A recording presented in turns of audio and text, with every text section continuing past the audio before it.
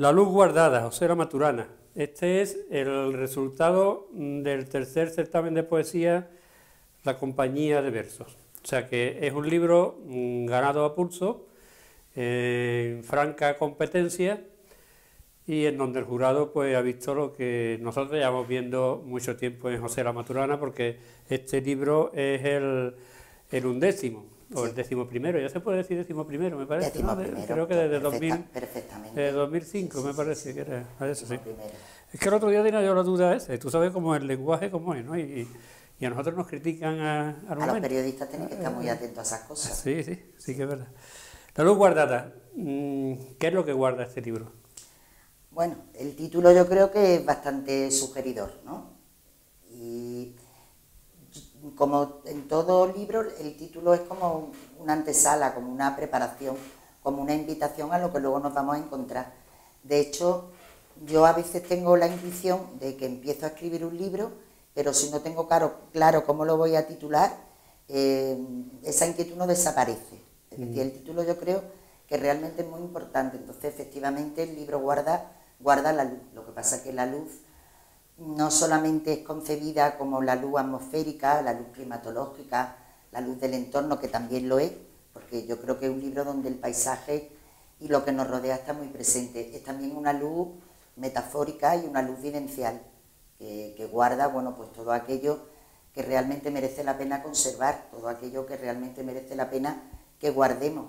Incluso es un libro que añora o que anhela aquello que no pudimos tener, que no pudimos alcanzar, que no pudimos conseguir, pero que de alguna forma también seguimos guardando como parte o como legado de una existencia. Yo creo que es importante este concepto en la vida de toda persona y sobre todo en la vida de cualquier persona que, como yo, cuando escribe está atenta o procura estar atenta a las cosas que pasan, ¿no? Y yo creo que en este libro no solamente está la luz personal, la luz íntima que yo guardo, sino también está la oscuridad que nos rodea en la actualidad y que nos embarga. Hay muchas zonas oscuras en nuestro sistema, en nuestro entorno, en nuestra vida diaria, y entonces la actitud ante eso tiene que ser enfrentarte a esa oscuridad, pero efectivamente sacar de ello un destello, ¿no? Algo positivo. Entonces yo creo que es un libro, como decía, que habla de mi intimidad, pero que también habla de lo colectivo, de lo que día a día me va acompañando. Porque si la escritura no es el relato de lo que nos acompaña, yo creo que los poetas nos meteríamos en las Torres de Marfil, y las Torres de Marfil pueden ser muy bonitas, pero no son translúcidas, no te dejan ver lo que hay detrás, ¿no? Es decir, se vuelven fortalezas muy opacas. Entonces yo creo que el poeta debe interpretar siempre lo que vive, desde un punto de vista, por supuesto, personal y subjetivo, pero que la vida que está fuera tiene que estar en el poema. Pero el poeta tiene una gran ventaja sobre todos los demás, y es que tiene licencia poética, nunca mejor dicho, o sea, Exacto, que se puede salir de cualquier tema, exacto, ¿no? exacto. Yo cuando era pequeña en el colegio y me obligaban a que el problema de matemáticas, que seguramente serán preciosas, a mí personalmente siempre me han costado mucho trabajo, que el resultado de la suma era 4, yo siempre sentía una actitud de revelación y decía, pero ¿por qué en la vida 2 y 2 tienen que ser 4? Luego me he ido dando cuenta que efectivamente la poesía le permite al poeta la licencia de la libre interpretación de las cosas, y eso también es necesario, porque la poesía es una forma de mirar y de estar en el mundo, pero tampoco el poeta debe permitirse el lujo de tener una licencia de libertad que lo distorsione. Es decir, una cosa es interpretar libremente lo que estamos viviendo, porque María Zambrano, que es una filósofa y una escritora que a mí me gusta mucho, decía que la cosa del poeta es hacer posible lo que no ha sido posible, es decir, que lo que no ha sucedido realmente tiene el derecho a ser. Y en el mundo hay tantas cosas que cotidianamente no suceden pues por falta de libertad, por falta de justicia, por falta de oportunidades, que el poeta tiene que de alguna manera hacer visible en el poema que eso también tiene derecho a ser. Por lo tanto, la libertad del poeta para interpretar la existencia es fundamental, pero como nos distorsionemos y nos apartemos de la realidad, yo creo que también corremos un grave riesgo que a lo mejor no lo corre el que no es poeta, ¿no? Hay que tener libertad, pero también yo creo que una conciencia lúcida de las cosas. Hay una teoría sobre eso. Ahora mismo me pasa eso que suele pasar algunas veces, ¿no? Que tienes el nombre pero no sale. Es un tal Thomas que habla de la teoría del pensamiento lateral, sí, que es la más creativa. Sí, no sí, es, sí. Las cosas no tienen por qué ser directas, sino que a los lados puedes encontrarte una creatividad tremenda sin salirte de la verdad. Efectivamente. En eso consiste. Sobre todo porque el pensamiento lateral, como dices tú, te permite crear asociaciones.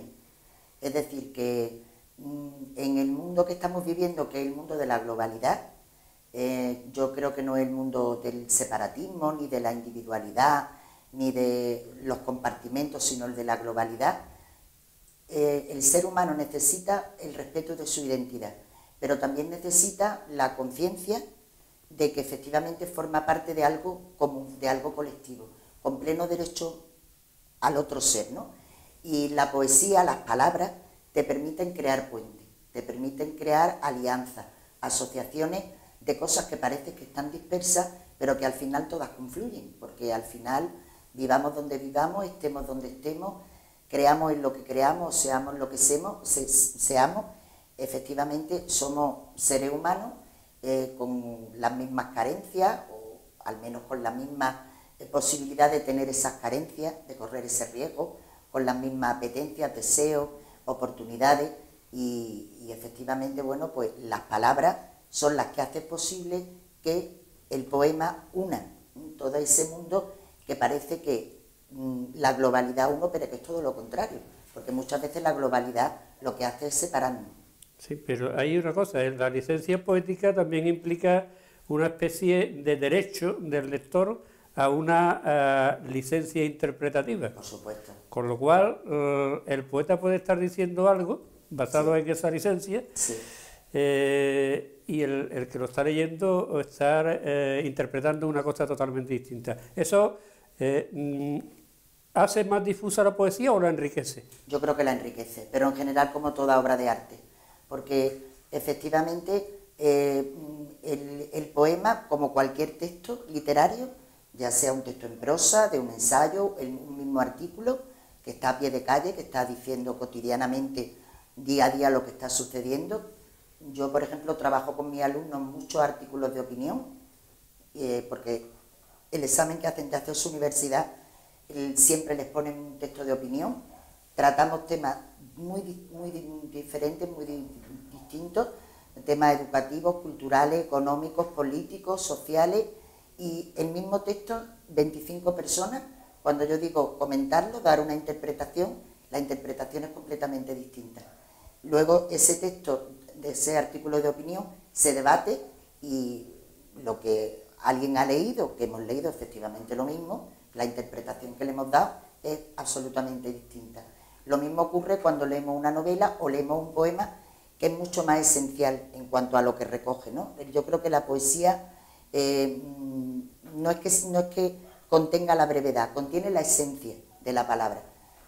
El poeta nunca puede pretender que lo que ha escrito sea interpretado por el lector con absoluta fidelidad. Todo lo contrario. La literatura, sobre todo la poesía, permite multiplicar la vida y reproducir el texto tantas veces como lectores haya. Y ahí está la riqueza del poema. De hecho, cuántos escritores, cuántos poetas han visto una interpretación de su obra en la crítica y se han descubierto por primera vez. Es decir, un poema que tú escribes y que lo interpreta un crítico, tú de repente reconoces aspectos del poema que tú no has visto. Dices tú, ah, sí. Ah, sí, esto lo he puesto yo. O a lo mejor hay otros aspectos que tú has querido volcar ahí y no han sido vistos por el crítico o por el lector.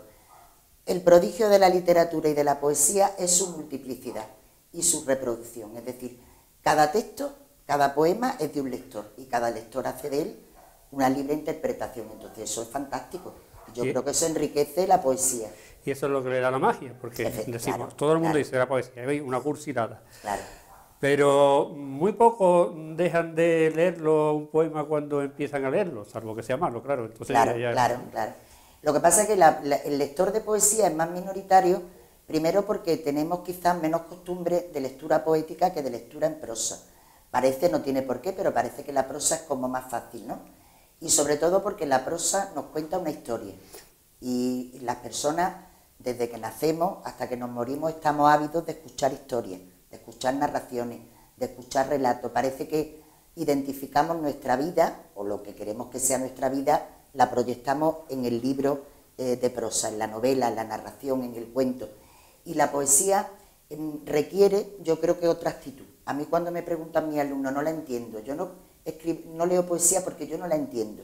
Yo les digo, es que no se puede ir al poema con esa actitud de entendimiento. Voy a entender qué dice, porque la poesía no es un texto para entender de una manera cognitiva, racional, aunque evidentemente hay muchos tipos de poesía, está desde un poema surrealista hasta un poema social, un poema absolutamente vanguardista en el sentido de que simplemente busca lo estético, lo lírico. Hay muchos tipos de poemas, pero el lector de poesía yo creo que tiene que ir al poema buscando la sugerencia, buscando la conmoción, buscando algo que le remueva, que le conmueva, que le transmite, pero no entendiendo, porque cuando algo nos conmueve, nos transmite, evidentemente después va a venir una reflexión de por qué, al igual que cuando miramos un cuadro, ¿por qué este cuadro me dice algo? ¿Por qué me ha provocado una emoción, una congoja, algo? Bueno, porque evidentemente las claves que contiene esas imágenes algo están transmitiéndome. Pues el poema igual. El poema yo creo que debemos ir a él absolutamente con la ingenuidad, con la inocencia de aquello que nos va a transmitir de una manera distinta al que está al lado nuestro, pero que evidentemente yo creo en la poesía conmovedora, no en la poesía lacrimógena, sino en la poesía que despierta en el ser humano algo, una conmoción que puede ser emotiva, espiritual, emocional, intelectual, pero que provoca algo en él. Entonces, yo creo que toda provocación luego va a provocar en nosotros una reflexión, y eso es importante. Tú eres una persona reivindicativa en muchos aspectos. He intentado serlo. Sí. ¿Se nota en tu poesía? Sí. Bueno, yo soy creo una persona reivindicativa, quizás porque por mi trayectoria vital. Primero por el lugar donde he nacido, una ciudad peculiar, porque realmente es una ciudad peculiar, Melilla, una ciudad donde yo luego, cuando cumplí ya los 40 años, empecé a hablar, a escuchar, a oír lo que era la multiculturalidad, y todo eso yo lo he vivido desde que era una niña. Entonces, yo agradezco enormemente haber nacido ahí, porque aunque tenía muchos inconvenientes, era bueno pues el apartamiento, la distancia geográfica, el aislamiento también, muchas veces el plantearte cuál era tu patria, porque tu patria era algo como lejano, que llegaba en mar, que llegaba en barco, tu patria era una ciudad que tenía límites, que era fronteriza, todo eso eran desventajas. Pero luego había muchísimos aspectos que yo agradezco enormemente haber podido vivir, el convivir con comunidades, con personas de otras religiones, de otras culturas, el tener amistad con ellos, el conocer sus costumbres, el conocer sus creencias. A mí me ha dado, no sé, un concepto de la existencia muy abierto. Y yo creo que todo eso, porque cuando yo decía en Melilla, hablaba con algún amigo, alguna amiga de religión hebrea o musulmana, el respeto, la integración, me decían, no, la integración no. Nosotros lo que queremos es la convivencia. Es decir, entonces, no solamente desde un punto de vista sensorial o plástico, ¿no? Todo lo que yo he visto en los objetos, en los iconos, en las costumbres, sino en el fondo de la espiritualidad, a mí me ha servido pues para entender que el mezclarnos, el compartir con los diferentes, todo eso enriquece en vez de empobrecer. Luego, agradezco enormemente mi trabajo, el haber llegado a Andalucía y el haberme topado con una realidad en la década de los 80 que para mí fue estremecedora, que fue ir a un pueblo muy cercano, a Barbate, y encontrarme barrios absolutamente depauperados, personas con edades entre los 30 y los 40 años y más jóvenes totalmente analfabetas, en su mayoría mujeres. Fue un shock tremendo, porque yo estaba viendo un país, una región que estaba en un nivel de subdesarrollo cultural absoluto. Y me pareció tan injusto lo que se había cometido con esa generación que yo me volqué. O sea, fue no solamente un trabajo, sino también fue una apuesta personal. Claro, es que la gente ve que el analfabetismo está prácticamente erradicado, vamos, Sí, técnicamente sí, erradicado, ¿no? sí, Pero es sí. que lo que tú estás contando es de hace 30 años, Ahí no está, es, ahí no está. No, no, es... no, no. Es que esta realidad no ha ocurrido hace 100 años. Es que nosotros estamos hablando de Andalucía hace 25 años o 30, que fue cuando yo empecé en el programa de alfabetización. Y claro, el nivel de analfabetismo en Andalucía era elevadísimo, elevadísimo. Y eso, claro, era el qué, bueno, pues era el rescoldo, eran los restos de un sistema político y social totalmente injusto que le arrebató a una generación de hombres y de mujeres, más de mujeres, pero también de hombres, yo creo que el bien más preciado, el derecho más incuestionable que puede tener todo ser humano, que es el derecho a la educación. Entonces, cuando tú te encuentras y hablas con cientos de mujeres en estos años que llegan al centro de adultos el primer día y están temblando, el lápiz les tiembla en las manos, que han hecho un esfuerzo sobrehumano por dar el paso y atravesar el umbral del centro, porque efectivamente han tenido una vida de privación cultural. Han salido a la calle y se han movido en el mundo como si tuvieran ceguera. No han podido leer el letrero de una calle, el prospecto de una medicina. Se han sentido cohibidas a la hora de hacer pues, cualquier gestión cotidiana. Es decir, ha sido una anulación, no solamente la privación, la negación del derecho a la lectoescritura, ha sido una privación de lo personal, que por otro lado ha favorecido en estas mujeres y en estos hombres el desarrollo de otros aspectos de su personalidad muy importantes. Cuando tú ves cómo se lleva a cabo ese proceso de alfabetización y ves que no solamente se enseña la lectoescritura, sino que la lectoescritura, la alfabetización, significa un proceso de desarrollo personal y social, de liberación de la persona, de conquista de unos derechos, de unos bienes que la sociedad o que la historia les negó, bueno, pues es una satisfacción enorme. Y cuando tú piensas que esta realidad que nosotros hemos tenido se sigue dando en muchos lugares del mundo, no, me parece, porque realmente, de verdad que el analfabetismo es una grave enfermedad, muy dolorosa para quien la padece. Y corremos el riesgo de que todavía en muchos países del mundo mucha gente caiga en esto. Y sobre todo las niñas, ¿no? Pero Sobre tú eres todo una las niñas. persona afortunada porque Sí. me supongo yo que ver esas caras de esas personas, cómo van cambiando conforme va saliendo el garabato, conforme Maravilloso, van entendiendo, maravilloso. eso es poesía mismo. Por supuesto, yo escribí un estudio que se titula El rastro de la Sabina, Mujer y analfabetismo, un dolor íntimo y social, que lo sufragó el Instituto Andaluz de la Mujer. Y bueno, yo lo hice, pues fue una reflexión, un recuento de lo que habían sido todos esos años en los centros de alfabetización donde yo estuve, en los programas. Recordé la historia de tantas mujeres y de tantos hombres que me habían contado, sobre todo mujeres, su vida y lo que había sido el analfabetismo y lo que había supuesto la alfabetización.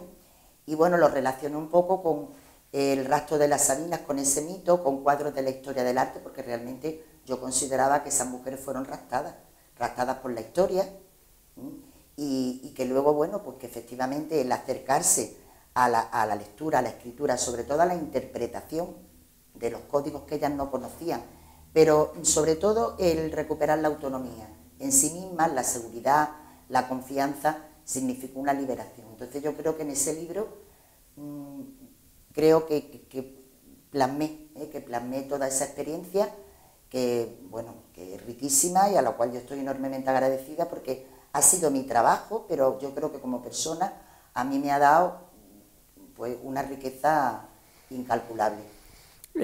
Aquí está Óscar Maturana ya madura literariamente. Os digo porque después de Sí, 11 libros... yo creo que sí. Lo que pasa es que una sigue buscando siempre su voz, ¿no? Y yo creo que el poeta, la persona en los que escribimos, claro que sí, alcanzamos una madurez, porque también se alcanza la madurez en la vida, pero yo de alguna forma también quiero pensar que no le he alcanzado, porque cuando termino un libro, pues siempre digo, ay, podía haberlo hecho mejor, ay, este poema podía haber sido de otra manera, ¿no? Y eso creo que también por otra parte es bueno que vayas encontrando tu voz, que vayas encontrando tu ritmo, tu tonalidad, porque eso es muy importante en la voz del poeta. Yo creo que la voz, todos somos fruto de mucha influencia, y yo negaría, es cierto, ¿no? Ahí están muchas influencias, muchas de mis lecturas, pero yo creo que la voz del poeta, para que sea un buen poeta o una buena poesía, tiene que ser una voz propia y singular. Y encontrar la voz es muy difícil entre tantas voces y entre tanto eco. Entonces yo sigo buscando. Sí, yo creo que hay una madurez, pero también la búsqueda continúa. Sí, no, si la madurez me refiero a la madurez Sí. conceptual, la Sí, madurez conceptual, dentro del arte no, Sí, no sí. se termina nunca, al Nunca. contrario, es precisamente Por el supuesto, compromiso sí. de que tiene que seguir.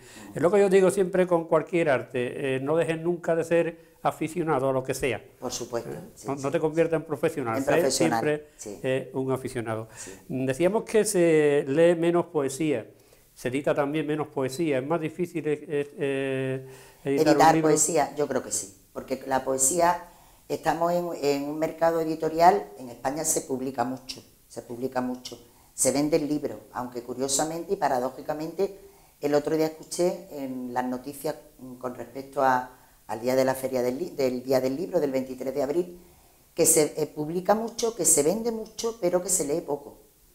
Realmente la poesía es menos publicable y menos vendible. ¿Pero por qué? Porque efectivamente su público, el lector de poesía, es un lector de calidad, es un lector fiel, pero también es más minoritario que el de prosa o que el de novela.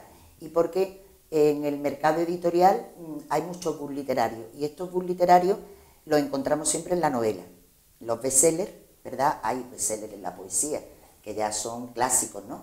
No sé, y el más reciente que puedo recordar, pues por ejemplo el Cuaderno de Nueva York de José Hierro, vendió miles y miles de ejemplares, era un libro de poemas magnífico. Pero es más difícil que un poeta venda tantos ejemplares de un libro de poesía como de una novela.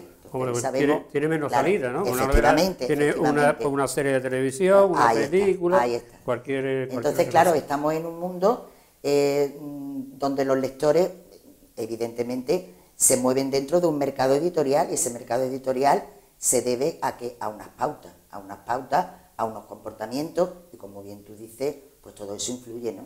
El mercantilismo también está dentro del mercado de los libros. Pero bueno, yo creo que, aunque se edita menos poesía, se siguen publicando libros de poesía, pero siempre es más difícil para un poeta publicar. Es difícil, no es fácil. Podría haber sido una buena delegada de cultura. Sí. Había muchas buenas ideas, ¿no? Sí, ¿Qué sí. fue para ti esa época? Pues una experiencia muy positiva, muy constructiva y muy dolorosa. O sea, yo he tenido las dos realidades. Lo mejor de mi paso por la política han sido los amigos, es decir, las personas que conocí en la política y que conservo como amigos, la gente que conocí en la ciudad, el acercarme a la gente de la ciudad y conocer sus problemas. Y bueno, yo creo que la política es un mundo muy apasionante, muy intenso, que te permite vivir con mucha intensidad. Y lo bueno que tuvo mi paso por la política es que yo salí como entré, con mis valores no solamente intactos, sino reforzados. Pero sobre todo teniendo en cuenta que la política tiene su parte dolorosa. Yo, por ejemplo, rechazaba completamente el discurso político. No creo que en la política sea necesaria la bronca. No creo que en la política, para ser una persona convincente, que defienda tus ideas con fortaleza, con seguridad, sea necesaria la agresividad, sea necesaria esa vehemencia tan afilada, tan corrosiva. Yo todo eso me parecía que estaba absolutamente de más. Yo creo que el discurso político debe ser fuerte, debe ser efectivamente defenderlo bueno, pues con toda seguridad y firmeza, sino frente al oponente, pero la agresividad para mí estaba fuera de todo lugar. Entonces yo ahí lo pasaba mal. Y yo creo que no lo sé, ¿no? Pero yo creo que yo, como delegada de cultura, yo tenía mucha idea y creo que podía haber hecho bastantes cosas. La política es un oficio noble, la política es el servicio a los demás. Yo los 5 o los 6 años que he estado jamás, en ningún momento he pensado beneficiarme en nada, no me he beneficiado personalmente en nada. Yo lo he entendido, bueno, pues como una actividad temporal en mi vida, en la que yo podía hacer algo por la gente, de alguna forma colaborar, participar para hacer algo por la gente. De algún modo, bueno, como no he tenido gestión de gobierno, no he podido hacerlo, pero bueno, sí he escuchado a la gente, sí he participado en actividades de la ciudad, he conocido problemas y realidades de la ciudad, una ciudad con un potencial enorme que no está desarrollada. Y yo a nivel de cultura, pues sí, yo tenía muchas ideas, a mí me hubiera encantado haber podido hacer esa labor, pero bueno, llegó un momento en que no fue posible y en que tenía que compaginar, durante 6 años compaginé mi trabajo como profesora y la concejalía. Yo soy una persona responsable, yo iba todas las tardes a hacer mis funciones de concejala, trabajaba los sábados, trabajaba los domingos, sin ningún problema, y bueno, después de 6 años sin liberación, personalmente era muy agotador, y bueno, pues llegó un momento en que dije, bueno, pues si no tengo expectativa o futuro de hacer realmente lo que yo quería hacer, pues mejor cedo el paso a otra persona y me dedico a lo que ha sido mi trabajo siempre, ¿no? De todas formas, todas las experiencias tienen su moraleja y sus consecuencias. Siempre, me supongo que sacará siempre las positivas antes que Por supuesto, para mí ya te digo que ha sido... Mira, aquí es tu enseñanza. Sí, mi enseñanza. Primero, he conocido a personas que hoy realmente fuera de la política son amigos. Yo eso ya creo que tiene un valor impresionante. Luego, he conocido a muchísima gente, tanto de San Fernando como de fuera, y he vivido situaciones, bueno, pues en determinados actos donde yo he podido ver cómo se comporta la gente, cómo piensa, cómo siente, qué problemas tiene, qué necesidades. Yo he hablado con muchos vecinos, he ido a muchas asociaciones. Luego me ha permitido también conocer a gente interesante que ha vivido momentos de la historia de España, por ejemplo, de la transición. He tenido conversaciones con esas personas, entonces para mí el balance es muy positivo. Lo doloroso es, bueno, pues el no haber podido, después del esfuerzo, porque yo he trabajado mucho, la verdad, el no haber podido llevar a cabo ese proyecto ilusionante en el que yo me había volcado. He conocido a mucha gente de la cultura, he hablado con músicos, con gente que se ha dedicado a la arqueología, con gente que escribe, con gente de la pintura.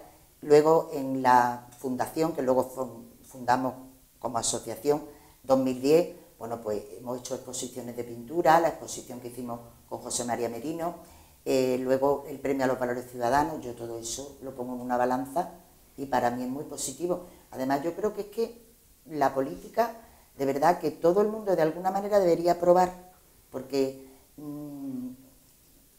si realmente la persona que entra en política, ya sea como concejal, como diputado, en cualquier cargo electo, teniendo conciencia de que has sido elegido, que eso es una responsabilidad, que te elijan para algo, los ciudadanos con su voto, y que piense que de alguna forma puede con su trabajo mejorar, transformar, cambiar la vida de la gente, hacerla mejor, en este caso en la cultura o en la sanidad o en el urbanismo. Yo creo que eso es un trabajo excepcional. Sí, pero luego la política tiene muchas aristas. Exactamente. Pero mejor que no apruebe todo el mundo, porque en España nos sobran 4/5 partes de los políticos que tenemos. Pues La luz guardada, José La Maturana, su 11º libro, ganado a pulso. Pues que lo venda, que la gente lo lea y que saquen también sus conclusiones y sus enseñanzas, con la particularidad de que tiene licencia poética para tenerlo como yo quiera. Muy bien. No sé si la entrevista está cuando aparece, pero se presenta, el libro lo presentamos el jueves, el próximo día 8, en el centro de congreso a las 8 se presenta el libro. Un espacio grande, o sea que todo el mundo que le apetezca ir, pues encantado. Pues la entrevista sale después. Bueno, pues no pasa nada. No pero pasa nada. Estarán las imanes encima, muy bien, mientras hemos estado hablando. Muy bien, muchísimas gracias. Gracias a ti por venir. Gracias.